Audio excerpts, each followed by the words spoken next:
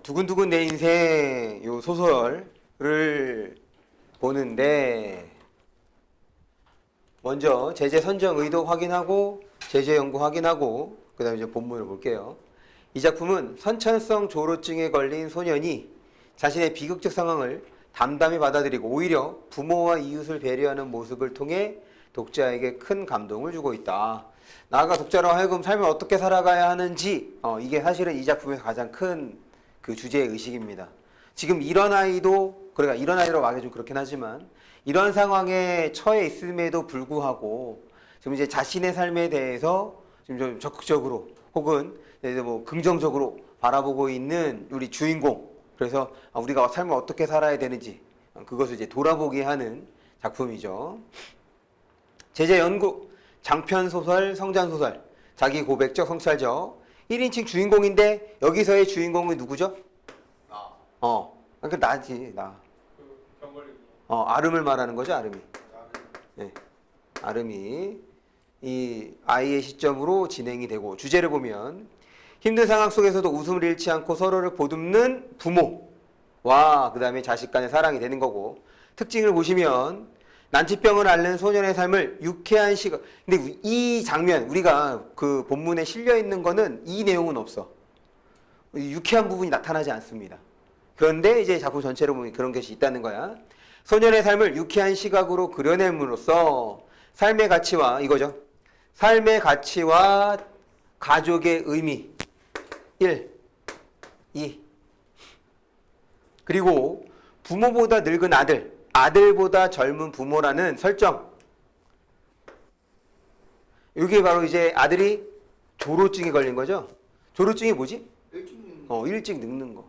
그래서 일찍 죽는 거야. 그러니까 당연하지. 결국 우리 늙는 과정은 어떤 과정이가 똑같아. 죽어가는 과정인 거거든. 그러면 일찍 늙는다는 얘기는 일찍 죽는다는 얘기인 거지. 그래서 인생의 의미. 그러니까 지금 젊었을 때부터 어디까지? 죽을 때의 모습까지를 한 번에 다 보여주고 있는 거야. 누구를 통해서? 나를 통해서. 그래서 인생을 어떻게 살아가야 되는지를 보여주는 거다라고 생각해 주시면 됩니다. 지금 이 작품은 우리 두근두근 내 인생이라는 요 제목이죠? 요 제목의 의미, 제목의 의미를 드러내주는 부분으로 지금 구성을 했어. 그래서 이 각각의 부분에 따라서 하나, 둘, 세 가지의 이 의미를 띠게 되는 겁니다. 두근두근. 그래서 하나는 언제야? 하나는 언제죠? 어렸을 때. 이거 태아했을 때. 뱃속에 있을 때. 뱃속에 있을 때 두근두근이 의미하는 바가 무엇인지. 그 다음에 두 번째는? 청소년기. 맞아. 첫사랑. 개새끼죠.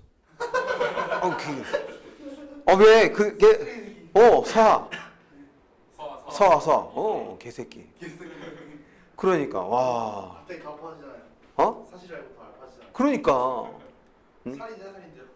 아이고, 거기까지는 뭐 너무. 어쨌든. 그 다음에 지금 얘는 이제 죽을 때. 죽는 순간.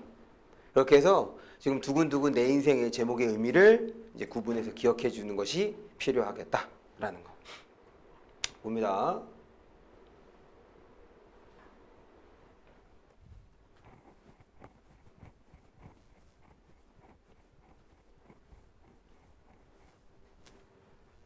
앞부분 줄거리. 태권도 특기생으로 체육고등학교 다니던 대수. 아버지죠? 그 다음에 미라, 어머니입니다. 17의 나이에 아이를 갖게 된다는 것. 그래서 되게 일찍. 그래서 지금 여기 성장소설이라고 되어 있잖아. 지금 두 가지 의미에서 성장소설이 될 수 있는 거거든. 하나는 이 어린 부모야.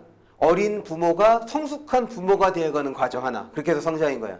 또 하나는 아름이의 입장에서 성장해 나가는 과정. 성숙해져 나가는 과정. 그래서 여기서 성장소설은 두 가지 의미를 띈다. 부모의 입장과 하나는 아름의 입장.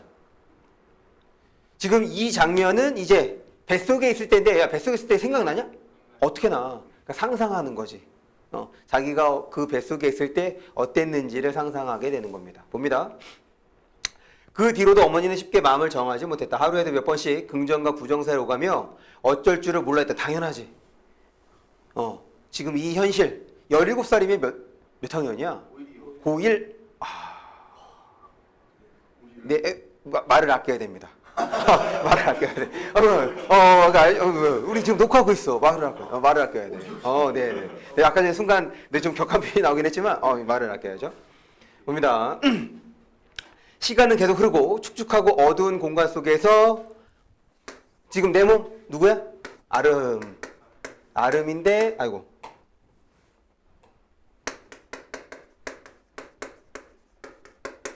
태아라는 거.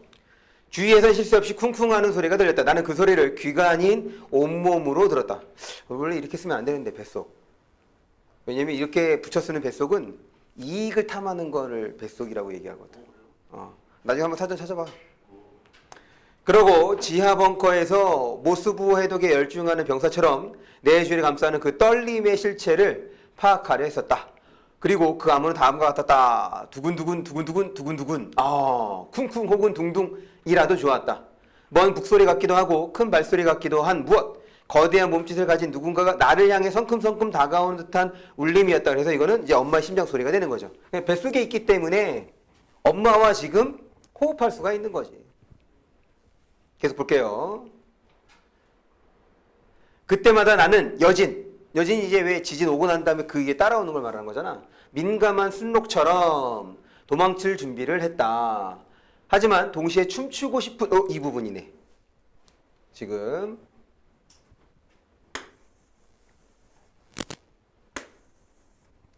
양면적인 기분인 거지. 하나는 두려움이야. 도망칠 준비라고 했으니까 하나는 두려움이고 춤추고 싶은 거니까는 좋은 거잖아. 하나는 설렘이고.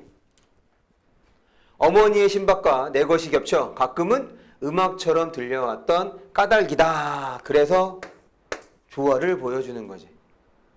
쿵짝짝 쿵짝짝 쿵쿵짝 쿵짝. 넘어갑니다. 쿵은 어머니의 것, 짝은 내 것. 그러니까 봐요. 지금 앞에 있는 것이 조화를 나타내는 거지. 쿵은 어머니 것, 짝은 내 것이었다. 쿵은 샌소리, 짝은 여린 소리였다. 나는 긴 탯줄에 매달려 그 소리에 집중했다. 어머니의 심장은 우동통한 달처럼 내 머리에 떠 나무가 초록을 퍼뜨리듯 방울방울 사망의 비트를 퍼뜨려. 봐봐. 지금 나무가 초록을 퍼뜨리시야. 그럼 이 모습은 어떤 모습이? 좋은 모습이 안 좋은 모습이야? 좋은 모습이잖아. 그러니까 이제 무언가가 막 생동하기 시작한 모습인 거니까 여기에서 이제 지금 뭐야? 긍정적인 표현을 드러낸 거네. 긍정적인 의미를. 그것은 정보량의 최소 기본 단위를 말하는 비트. 지금 이때의 비트를 이제 동음 이어를 활용해서 의미를 부여하고 있는 거지. 하나는 정보야. 나에게 무슨 정보를 주는 거고 또 하나는 음악, 리듬감을 주는 거지. 됐어? 그래서 정보와 그 다음에 이제 리듬감을 주는 거야. 그래서 이 비트와 저 비트는 몸 곳곳에 중요한 메시지를 보내며 삐라처럼, 삐라 선전물을 말합니다. 선전물. 우리 불법 선전물을 삐라라고 하지. 지금은 이제 그런 거 잘, 예전에는 이제 그 남북한이 친하지 않았을 때 서로를 막 공격하는 막 이제 막 이상한 선동하는 말들 있잖아. 그런 말들을 이제 곳곳에 뿌리고 다녔단 말이야. 몰래. 그걸 이제 삐라라고 했어. 불법 선전물. 그래서 그거를 주워다가 학교에 갖다 주면 칭찬받고 공책 주고 막 그랬습니다. 그랬던 시기가 있었죠. 네. 듣다 보니 뭔가 되고 싶어지는 게 누가 들어도 참으로 선동적. 아까 삐라. 삐라, 선동적 이렇게 연결될 수 있는 거야. 선동적이라 하지 않을 수 없는 리듬이었다. 그러니까 이 리듬은 나에게 긍정적 신호를 보내주는 거죠. 명령어를 전달받은 세포들은 곧장 행동에 돌입했다. 하늘에서 쏟아지는 비트를 맞고 기관들이 대단한, 되게 감각적으로. 지금 여기에서 드러내주고 있는 모습은 태아가 성장하는 모습인 거죠. 성장하는 모습을 인상적으로 여러 가지 비유적 표현을 통해서 드러내고 있는 거죠. 이런 거 보면 상상력이 대단한 것 같아.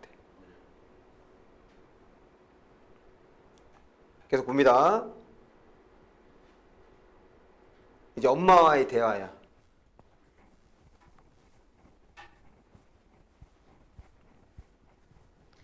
그래서 지금 첫 번째 의미는 태세 두근두근 내 인생라고 하면 그때 두근두근은 두려움과 설렘이 되는 거예요. 그때 두근두근 첫 번째 의미는 두려움과 설렘. 태어날 때 됐어요?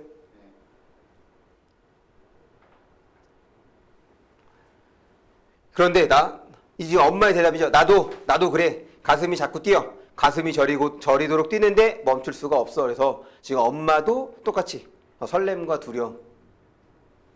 그래서 여기다 별표 주세요. 밑에 핵심 판서 자료 제목의 상징이 첫 번째, 어머니 뱃속에서 두근두근하는 어머니의 심장 소리를 듣고 이걸 통해서 낯선 세상에 대한 지금 나의 두려움과 기대감을 드러내고 있다는 것. 첫 번째 제목의 의미입니다.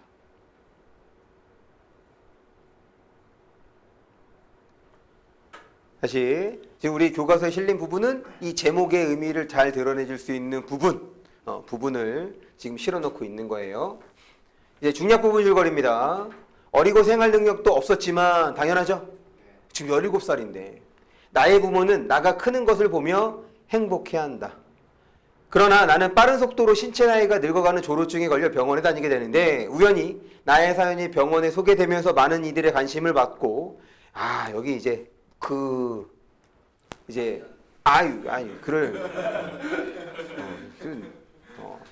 좀 문제적 인물이 등장하죠. 소녀에게 한 통의 메일을 받는다.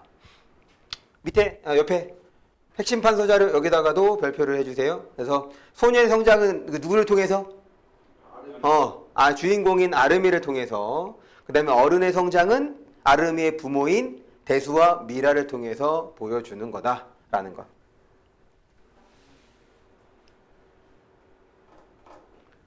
그러면서 지금 이 장면은 이제 첫사랑이에요, 첫사랑. 사실 서화를 보진 못했지만 지금 서화 주고받는 그 편지를 통해서 이제 좀 서로 좀 뭐랄까 공감하는 부분이 있거든. 공감하는 부분이 있다 보니까 이제 그 마음이 싹 트기 시작하는 거야. 나쁜 놈이죠. 물론 그 사람은 이걸 기대하지 않았을 거라고. 예상하지 못했겠지. 봅니다. 사실 이곳까지 굳이 산책을 나온 건 그에게 건넬 말을 궁리하기 위해서였다. 지금 뭐 하고 있는 거다? 내적 갈등하고 있는 거다. 어떻게 했을지. 메일을 받은 지 일주일이 지났지만 아직 답신을 보내지 않은 상태였다. 일단 회신을 해야겠다고 마음먹기까지 시간이 오래 걸렸고 쓴다 해도 뭐라 하나 몰라서였다. 물론 답장을 쓰지 못한 보다 근본적인 이유는 따로 있었다. 그리고 나는 그 까닭을 잘 알고 있었다. 이거죠. 내가 그 편지를 잘 쓰려 한다. 왜 잘 쓰고 싶은 거야? 잘 보이려고. 그렇죠. 잘 보이려고. 하지만 표가 나서는 안 돼. 이런 거를 이제 뭐라고 하죠? 내적 독백이라고 하죠. 작은 따옴표 안에 들어있는 건 이제 내적 독백인 거야. 속으로 생각한 거지. 그렇지. 이제 티 나면 안 되잖아. 그럼 눈치 까면 연애에서 을이 될 수 있습니다. 얘가 날 생각보다 많이 좋아하네. 그러면 연애 관계에서 을이 될 수 있어. 조심해야 돼. 이 연애할 때도 이제 갑을 관계가 있을 수 있기 때문에 그래서 이제 최대한 그런 마음을 좀 숨기면서 그렇다고 뭐 갑질하라는 건 아니잖아. 근데 이제 을이 되면 좀 피곤하긴 하니까. 봅니다. 나는 그에게 때이른 말. 이게 그러니까 얘가 이렇게 좀 성숙된 표현을 쓸 수밖에 없는 게 왜 그래? 조로증 걸려서 그래서 결국 조로증 걸렸다는 얘기는 내가 곧 있으면 죽겠다는 것을 전제하는 거라서 자신의 삶에 대해서 끊임없이 돌아보게 되는 거거든. 그러니까 얘는 어쩔 수가 없어. 자연스럽게 성숙할 수밖에 없습니다. 이제 그것을 보여주는 거지. 볼게요. 때이른 만족을 주고 싶지 않았다. 그거야. 내가 너무 이렇게 들뜬 표현을 쓰게 되면 때이른 만족. 얘 나 편지 한 통에 이렇게 나를 좋아하나? 그런 생각할 수 있다는 거지. 끄덕이고 안도한 뒤 자족해 돌아서 버리게 하고 싶지 않았다. 뭐라는 거야? 한 편지 한 통에 모든 걸 다 만족해서 더 이상 편지가 안 써도 되는 그렇게 하고 싶지 않았다는 얘기인 거죠. 하지만 동시에 그 애가 바란 것 이상으로 그 애를 기쁘게 해주고 싶었다. 그러니까 티내지 않으면서도 걔한테 흡족할 수 있게. 만족이 임계점을 넘으면 만족이 아니라 감탄이 되니까 하는 순간의 탄성을 만들어내는 반향을 타고 반향이 센세이션인 거야. 센세이션을 일으키고 싶다는 거지. 그 반향이 일으키는 가을 물결을 타고 이거네. 그 여자애가 내게 쓸려오길 바랬다.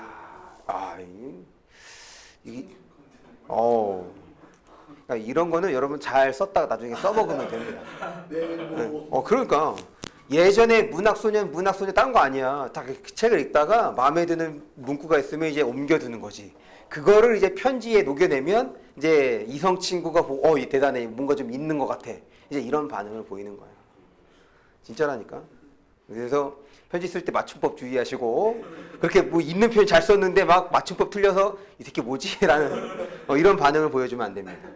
그래서 이제 애들 중에서도 나한테 이제 문자를 보내는 게 되게 막 꺼린다는 친구들이 있어. 내가 이제 전공이 국어이다 보니까 괜히 이제 맞춤법 틀리면 쪽팔리고 막 저는 그런 거 신경 안 씁니다.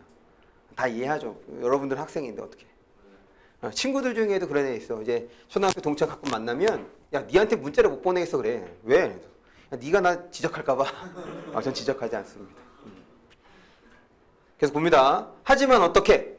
그러자 지금까지 쓴 형편없는 메모들이 떠올랐다. 힘이 잔뜩 들어간 게 생각만 해도 얼굴이 화가 돼. 계속 뭐 하고 있는 거야? 고민하고 내적 갈등하고 있는 거지. 어떻게 하면 편지를 그럴싸하게 잘 쓸 수 있을까?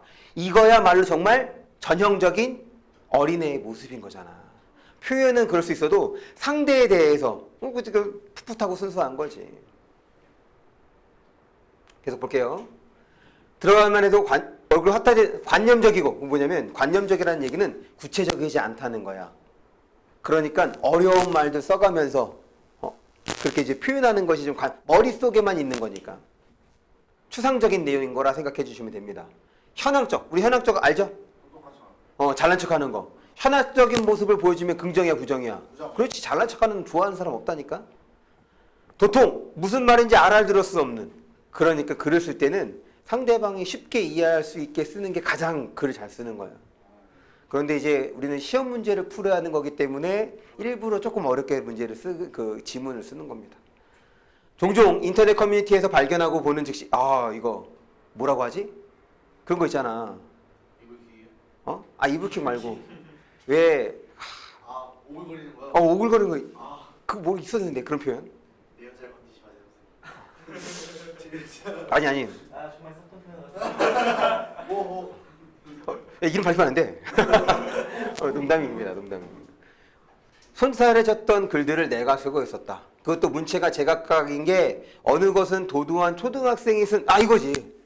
그거 뭐? 왜요? 갑자기 생각이 안 나네. 디자인이요? 아니 왜 그 중2병 세상의 모든 게 나의 중심으로 돌아가고 있는 그런. 상이 많은 이제 넘어갑시다. 또 어떤 것은 인문대 복학생이 쓴 잡문 같았다. 이건 공작도 아니고 수컷들 깃털 자랑하는 듯 구애하는 모양새라니. 가장 평범한 소년이 되어 가장 평범한 고민을 하고 있는.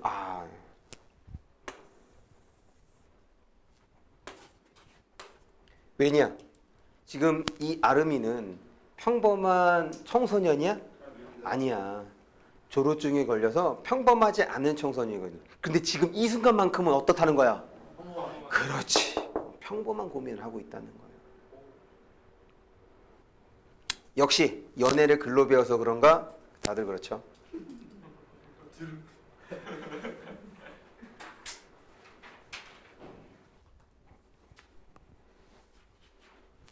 누군가 일본 애니메이션을 보고 일본어를 독학한 친구에게 내 말 속엔 노인과 야쿠자와 여고생의 말투가 다 섞여 있다. 그럴 수밖에 없지. 얘는 청소년이면서 동시에 노인인 거야. 더군다나 그렇기 때문에 거칠 수밖에 없는 거고. 라고 천평한 걸 듣고 깔깔댔었는데 지금 내 모습이 딱 그거 같았다. 그것은 다시 말해 내 안에 여러 가지 욕망이 섞여 있다는 뜻이기도 했다. 당연하죠. 하지만 그렇지 않고 그러지 않고 그걸 다 빼고 어떻게 나를 설명한단 말인가. 그래, 이거 자체야말로 아름이잖아. 다른 청소년은 겪을 수 없는 걸 겪고 있기 때문에 당연히 얘 안에는 여러 가지의 욕망이 뒤섞일 수밖에 없는 거죠. 그래도 정말 괜찮단 말인가? 나처럼 괜찮은 아이가 나는 수심에 잠겨 먼 곳을 바라봤다. 그리고 그 수심이 마음에 든 나머지 놓아주려 하지 않았다. 그래, 청소년으로서의 고민을 하고 있으니까 그전에는 하지 못했던 거지. 이서아, 다시 지금 이거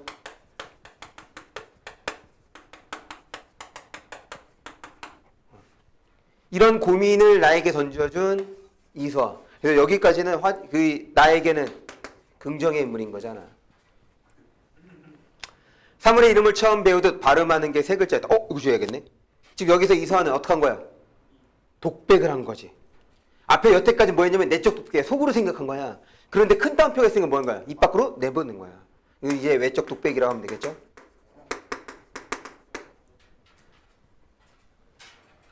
사물의 이름을 처음 배우듯 발음하는 세 글자였다. 그러자 한밤중 아무도 모르게 소나무 가지에 얹혀있다가 제 무게를 이기지 못하고 툭 떨어지는 눈덩이처럼 가슴속에 조용한 기척이 갑자기 기척이 일어났대. 지금까지 상황이 뭐냐면 내가 어떻게 하면 잘 써서 그리고 이 잘 쓴다는 것이 막 아주 평범하고 아무렇지도 않게 이렇게 써서 어떻게 되는 거야? 걔가 나에게 올 수 있게끔 지금 그 고민을 한 거야. 그러다가 어떤 기척이 일어나. 그런 고민에 이제 뭐가 된 거야? 해결의 실마리가 되는 거지. 지금 이 상황을 해결해 줄 수 있는, 볼게요.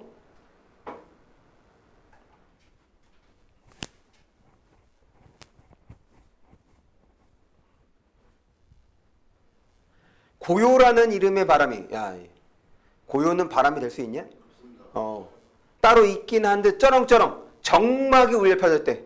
고요가 바람이 될 수도 없을 뿐더러 정막은 어떤 걸 정막이라고 해?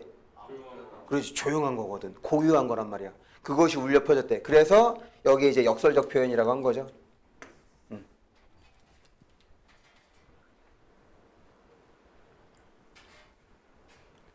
다시 요 세 글자가 나에게 조용한 기척을, 이 세 글자가 가슴속에 조용한 기척을 울리게 했다는 얘기인 거지. 그래서 이번에는 바람의 13계급 중 0계급에 속한다는 고요라는 단어를 읊어보았다. 그것은 곧 세상에서 가장 조용한 기척이 되어 세상에서 가장 멀리 가는 동그라미를 만들어냈다. 신기한 일이었다. 0계급은 아무것도 할 수 없을 줄 알았는데 0계급이 무언가 하고 있었다. 일단 첫 문장을 써야 해. 첫 문장을. 다시 뭐야? 내적 독백인 거잖아. 작은 따옴표인 거니까. 그런데 무슨 일이 벌어지는지 두고 보자고. 나는 허공에다 대고 안녕이란 말을 써보았다. 하지만 왠지 마음에 들지 않아 소매 끝으로 쓱쓱 지었다. 잘 지내니? 라는 말도 반가워라는 말도 마찬가지였다. 한 소년의 80 먹은 폐와 한 소년 아름인 거죠. 80 먹은 폐와 심장, 혈관을 타고 바깥으로 흘러나오는 한숨이 대기를 흐렸다. 나는 김선희 창문에 대고 글씨를 쓰듯 뿌옇게 변한 찰나의 공기 속에 다시 그의 이름 넘어가기 전에 여기다가 발표해 주세요. 지금 상징적 의미, 이서아라는 이름을 불렀을 때 마음에 조용한 기척이 일어나 결국 나의 설렘과 기대감, 그것이 이제 두근두근으로 표현이 된 거죠. 첫사랑에 대한 설렘과 기대감이 되는 겁니다.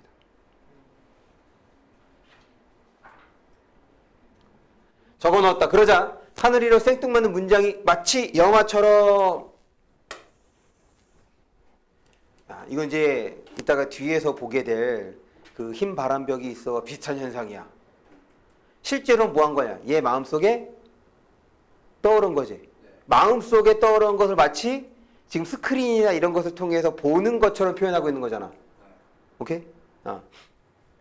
부양개가 움직이기 시작. 어디선가 삐걱하고 낡은 풍판이 돌아가는 소리가 났다. 나는 머리 위로 지나가는 활자를 한자 한자 따라 읽었다. 그러니까 이제 어떻게 글을 쓸지가, 편지를 쓸지가 정해졌네. 됐습니까? 그래서 지금 이 장면에서는 그 두근두근 내 인생, 그 두근두근 의미가 첫사랑에 대한 설렘과 기대, 이거를 이제 표현한 거다가 되는 거지. 그러니까 아름이를 통해서 뭔 거야? 인생의 전체 두근두근됨을 드러내주고 있는 거잖아.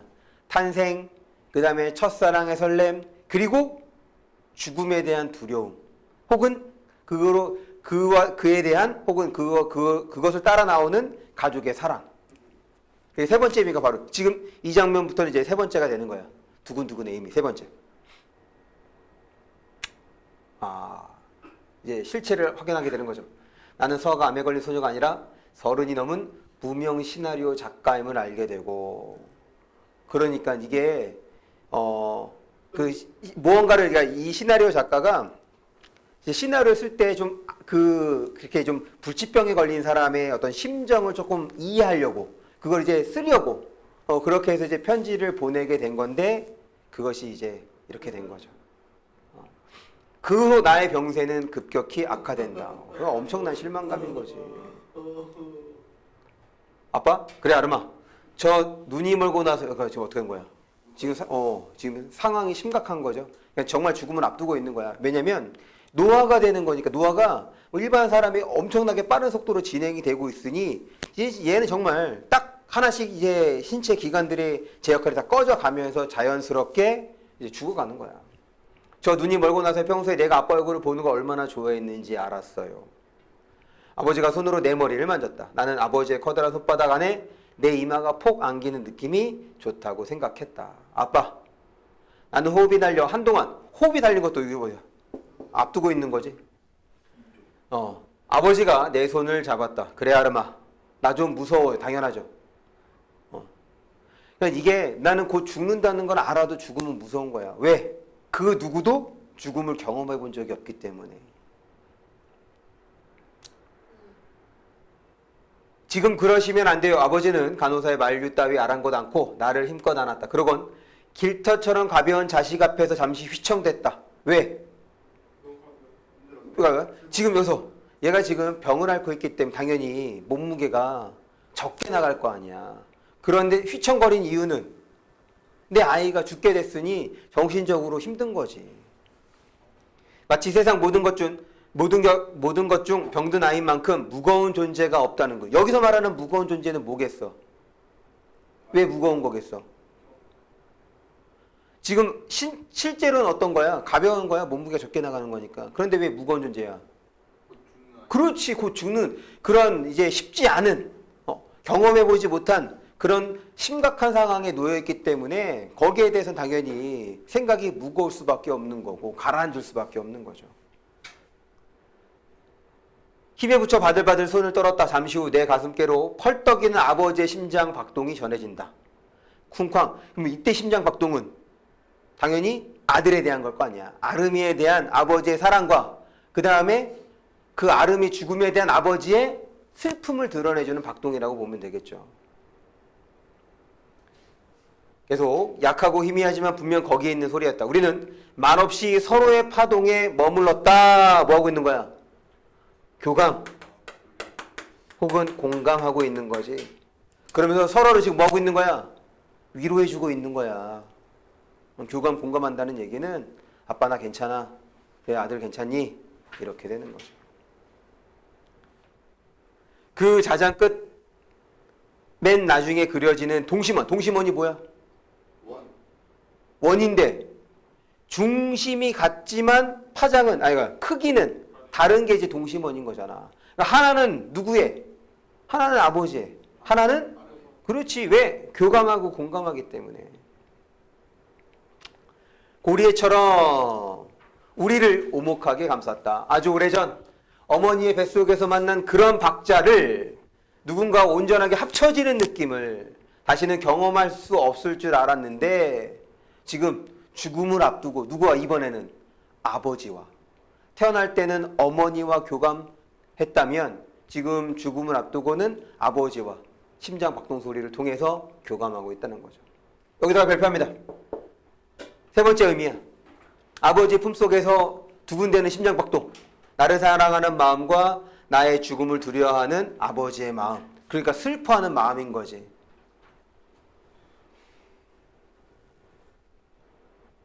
계속 봅니다. 그것과 비슷한 느낌을 줄 수 있는 방법 하나를 비로소 알아낸 기분이었다. 그건 누군가를 힘껏 안아 서로의 박동을 느낄 만큼 심장을 가까이 포기하는 거였다. 순간 눈물이 날 것 같았지만 나는 아버지를 아는 팔에 힘을 주었다. 그리고 다시 자리에 누워 어머니를 찾았다. 지금 울면 어떻겠어? 아버지나 어머니가? 그렇죠. 엄청나게 힘들어 하실 테니까. 이번에 이제 엄마야. 엄마, 뭐 하나만 물어봐도 돼요? 다 물어봐. 혹시 나 무섭지 않았어요? 아, 그렇지. 어린 나이. 그렇지. 일반적인 아이들의 모습하고는 다르잖아. 무슨 말이야, 이 녀석아. 가끔 궁금했어요. 엄마랑 아빠랑 내가 병들어서 무서운 게 아니라 그런 나를 사랑하지 못할까봐 두려우시진 않았을까. 아, 대단해. 어머니는 아무 말도 하지 않으셨다. 어쩌면 간신히 울음을 참고 계신지도 몰랐다. 그러니까 그만큼 내적으로 성숙한 거지. 그렇죠?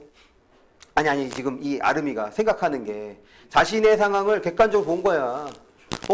지금 내 모습 쉽게 사랑할 수 있는 모습이 아니거든. 그런데도 지금 아버지와 엄마는 어떻게 했어? 자신을 사랑해준 모습을 보여줬단 말이야. 거기에 대해서 궁금할 수 있는 거 아니야? 나 정말 그렇게 온전히 다 사랑할 수 있었었냐? 라고. 엄마가 갈라지는 목소리를 냈다. 배 한 번, 대박. 배 한 번 만져봐도 돼요. 어머니는 당황했다. 그냥요. 알고 있었니? 어머니의 목소리가 파르르 떨렸다. 한참 전에 엄마 먹는 약 엽산 맞죠? 얘 똑똑해 진짜. 그러니까 사실 이 아름이는 이 상태에서 학교를 다닐 수가 없죠. 그래서 이제 혼자서 이것저것 다 찾아보고 그런 거야. 근데 엄마가 평상시에 먹지 않던 약을 먹고 있으니 궁금해 찾아봤더니 이 엽산은 이제 임신했을 때 이제 먹는 약인 거니까. 그럼 이제 생각해 보자. 왜 엄마는 자신의 임신 사실을 아름이에게 숨겼을까? 아린이가 서운해요. 왜 서운해? 나는 아프게 나고. 그렇지. 뭐라고? 아니지. 그렇지. 난 이제 죽어가는 거야. 그런데 엄마 뱃속에는 새로운 생명이 있는 거지. 사실 임신할 때는 조심해야 되거든.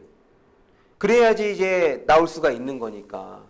그런데 지금 이 상황은 지금 아름이에게 집중해야 되는 상황인 거잖아. 그러니까 엄마는 아름이를 배려해서, 물론 아름이도 그 사실을 아니까 지금 뭐 한 거야? 엄마에게 그 전까지 이 얘기를 티내지 않았던 거지. 일부러 숨긴 건 아니야. 응, 알아요. 그러니까 엄마, 언젠가 이 아이가 동생이죠. 동생. 이 아이가 태어나면 제 머리에 형 손바닥이 한번 올라온 적이 있었다고 말해주세요. 이거는 이제 요 부분은 이제 그 어린아이로서 충분히 서운할 수 있는 거잖아. 지금 앞에서는 그래 좀 성숙한 모습을 보인 거라면 여기는 이제 어린아이로서의 모습을 보인 거다라고 할 수가 있겠죠. 왜 지금이냐고, 조금만 참다 갔지 그러셨느냐고, 그런 말은 하지 않았다. 오래전 아무도 모르게 원망하고 서운했던 기억도 그래, 그럴 수 있지. 굳이 헤집어내지 않았다. 이제 그런 것은 하나도 중요하지 않았다. 그래, 죽음을 앞두고 모든 걸 다 용서할 수가 있는 거죠. 굳이 이제 이런 상황에서 이 말을 해서 남아있는 부모님의 마음을 아프게 할 필요가 없는 거지. 계속 봅니다. 이제 그런 것은 하나도 중요하지 않았다. 정말 이제 하나도 중요할 리 없었다. 어머니는 대답 대신 내 손을 꼭 잡았다. 나는 잠에 취한 사람처럼 느리고 아둔하게 말했다. 힘을 다해 보고 싶을 거예요. 어떻게 된 거야? 마지막 순간이 되는 거지. 그래서 결국 여기에서 두근두근 내 인생은 이 아름이에게 의미가 있었던 세 순간인 거예요. 하나는 태어날 때, 그리고 첫사랑을 느꼈을 때, 세 번째는 부모님의 사랑을 느꼈을 때.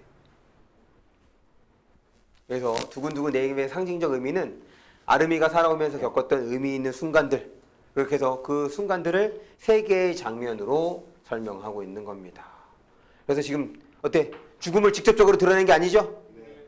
그러면서 여운을, 감동을 깊게 만들고 있습니다. 밑에 핵심 판서 자료 거기에다가 별표해 주세요. 작품에 쓰인 다양한 표현 방법을 통해서 지금 아름이의 내면을 효과적으로 드러내고 있습니다.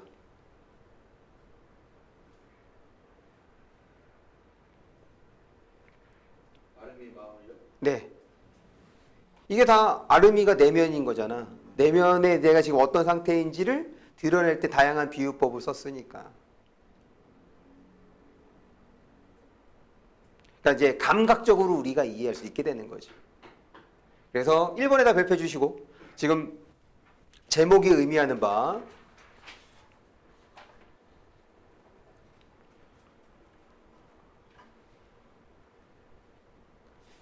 여기 그 볼게요. 이것만.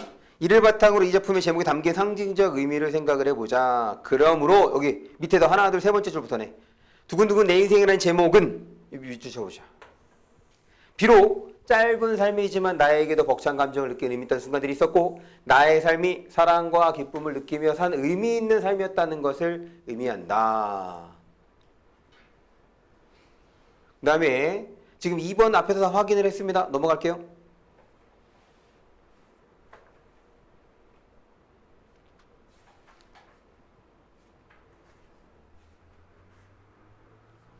됐죠? 여기를 봅시다. 작품 너머로.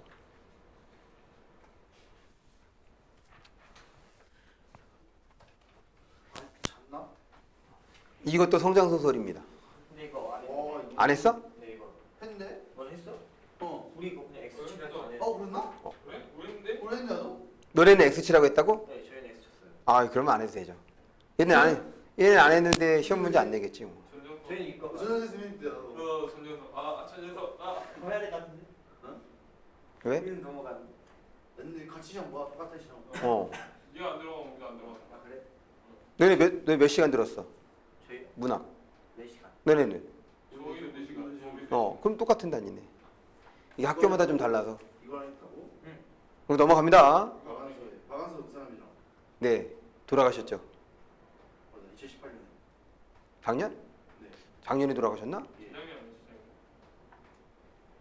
그 게임 웃으신 분에. 그건 잘 모르겠네. 그럼 여기까지 보는 걸로 하죠.